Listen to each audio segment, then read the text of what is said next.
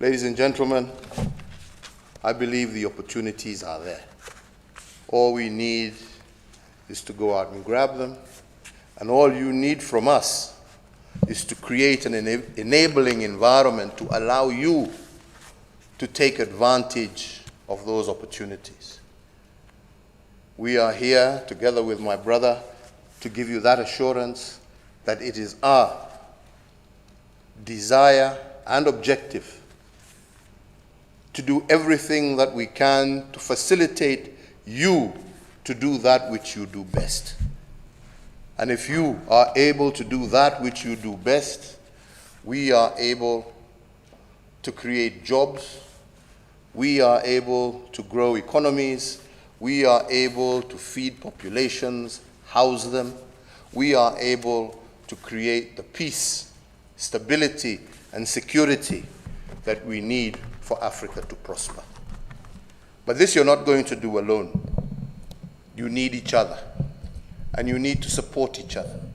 And as I always state, you are not competitors. And I think the big mistake we have made is by making each other competitors. We are not competing. We have yet to satisfy our respective markets.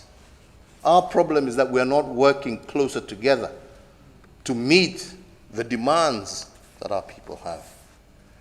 And as I was telling another gathering, you know, these borders, and I also mentioned to my brother, these borders that you create silos for yourselves amongst, you must always remember, are not your creation. These were creations of people outside of this continent who made these borders not to develop you, but to extract from you. Now that you want to develop yourself, we must start looking at these borders, and we must start removing the barriers that we have put, that have defined us in the past, and now hinder us from being the giant that we should be.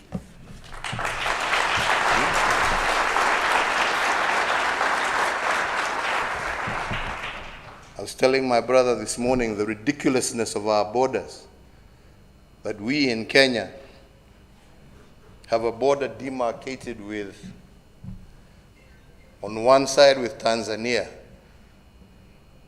where the people who live on the border are the Maasai community. They were a nation once upon a time.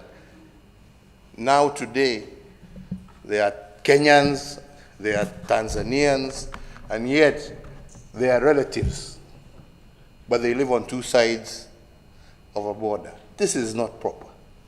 I was telling him of another example. To our west, Lake Victoria, where again another boundary was drawn between Kenya and Uganda. And where at one particular moment in time, between 2005 and 2007, we had two brothers, same father, same mother. Those who come from polygamous families know what I'm talking about. But this particular one, the same father, same mother. But because their land was stretched across between Kenya and Uganda, one brother inherited land on the Ugandan side, the other brother inherited land on the Kenyan side. And between 2005 and 2007, we had one brother as the vice president of Kenya, and the other brother as the minister in charge of the presidency in Uganda.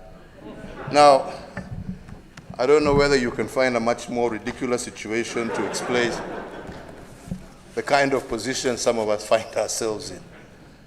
So these borders were not made for us. If we are going to become manufacturing giants, we need to do away with these borders. We need to see the African market as one. We need to be able to develop giants like Airbus, that makes components in the United Kingdom, that makes components in France and in other parts of Europe, but has become a global conglomerate. They didn't come together because they loved each other. We all know how they hate each other. We know. Yeah? But they've come together to survive. Africa must come together for us to survive.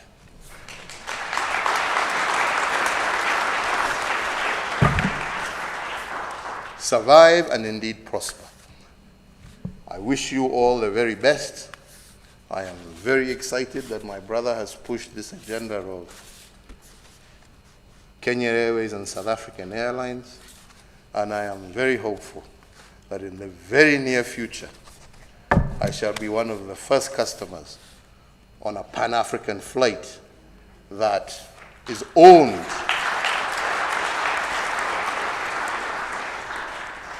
by Africa and run by Africans.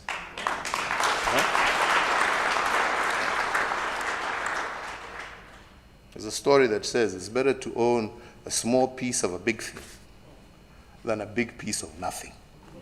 So I'm looking forward to our small piece in a big Pan-African airline. Thank you very much.